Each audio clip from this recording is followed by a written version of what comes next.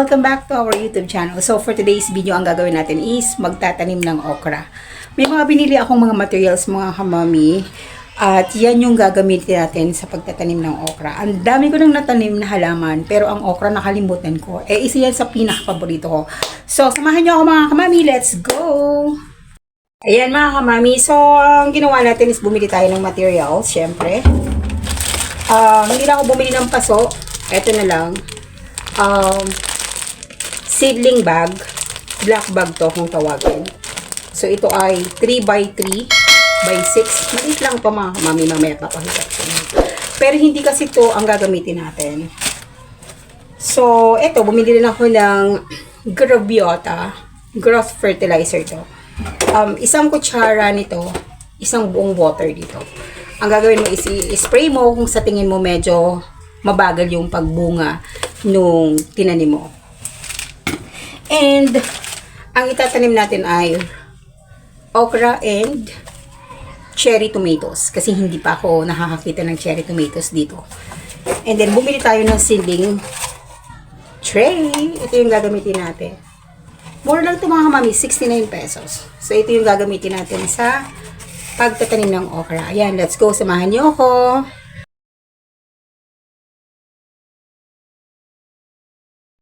Ayan mga kamami, ihanda lang natin yung ating seedling tray at bumili na rin ako ng loam soil uli para dyan ilagay. Kasi mahirap kung halimbawa yung mismong lupa yung ilalagay natin para sa seedling. Ang gawin natin sa ngayon, i-ready na muna natin itong seedling tray. Tapos syempre, importante mga kamami na naka-gloves tayo. Ayan, lalo na't mahaba ang kuko mo mga kamami, kailangan mo talagang mag-gloves para hindi siya pasukan ng lupa yung pinaka-ano ng kuko mo. Eto, nire-ready ko na mga kamami yung loam soil. Etong loam soil mga kamami, mura lang ang pagkakabili ko dyan. Parang 75 pesos lang yung bili ko dyan sa loam soil. Marami na rin naman siyang pwedeng mapaggamitan, hindi lang dito sa seedling tray. Pwede pa natin siyang gamitin sa ibang bagay. So, magagamit natin yan mamaya. Kasi ililipat ko rin yung punla ng aking green bell pepper na itinanim. So, ito na nga mga kamami, magsimula na tayong maglagay ng loam soil dyan sa seedling tray. Ikalat lang natin sa sa mga butas niya para at least mamaya pagka natin malalagay na natin yung mga tanim dyan or ang okra na ilalagay ko.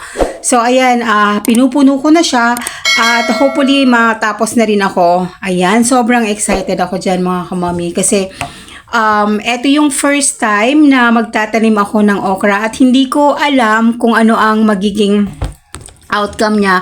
Pero normally, ang nakita ko, ang okra daw ay 7 days bago siya tumubo from seedling tray. Kaya tingnan natin.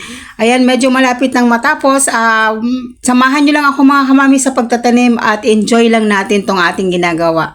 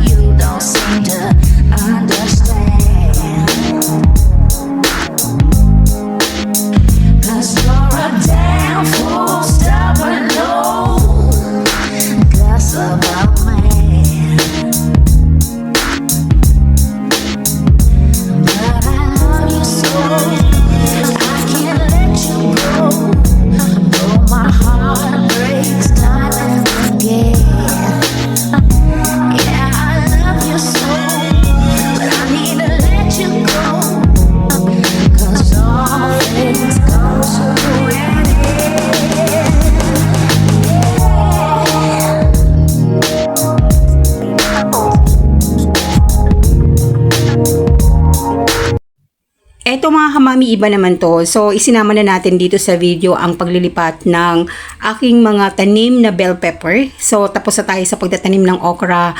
Wait na lang natin hanggang 7 days para siya ay tumubo. Ngayon naman ang gagawin natin ay maglilipat naman tayo o maglalagay tayo ng loam soil sa seedling bag para ilipat naman natin ang bell pepper na tinanim ko. So, let's go mga kamami. Samahan nyo ako. Enjoy!